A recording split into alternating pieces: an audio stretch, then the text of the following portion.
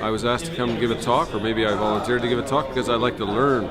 And this would be a good place to learn from people who know more about what's going on in Japan than I do. So this is my third time, but I haven't been here in a number of years, and I regret that very much. So it's why I decided to come here on holidays.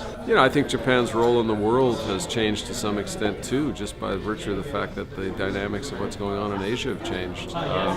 Relations between Canada and Japan haven't changed. They remain very, very good. As you know, he has been the columnist in Canada. And when I was in Ottawa, I wanted to get to know him. Of course, I was reading his columns. And we used to have lunch together from time to time. He also came to our residence, and we discussed a number of things. So I thought if I had a chance, I'd bring him over to Japan so that people in Japan and the members of the CCCJ could benefit from his wisdom and experience as well.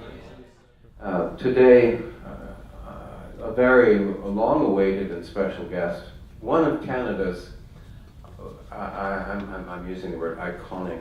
If you're Canadian, you haven't read Jeffery Simpson, there's something, you read the wrong newspaper, clearly forever. Good afternoon, ladies and gentlemen. Sadaaki Numata, Chairman of the Honorary Board of Advisors of CCCJ. He has won all three of Canada's leading literary prizes. But I find really amazing, he's been writing these columns for about 30 years now. Without further ado, I'd like to invite Jeff to talk to you. Thank you. Attitudes in Canada towards Japan have been very positive for a long period of time.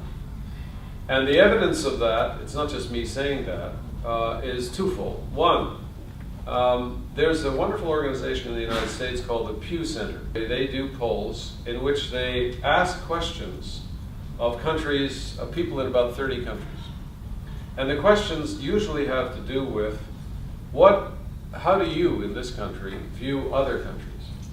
Do you personally have a positive or negative view of that country?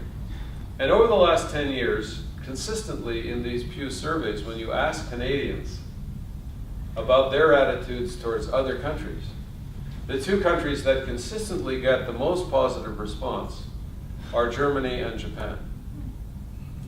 And if you think over the last 100 years that should be the case, it's quite remarkable. It's a testament to Germany and Japan, really.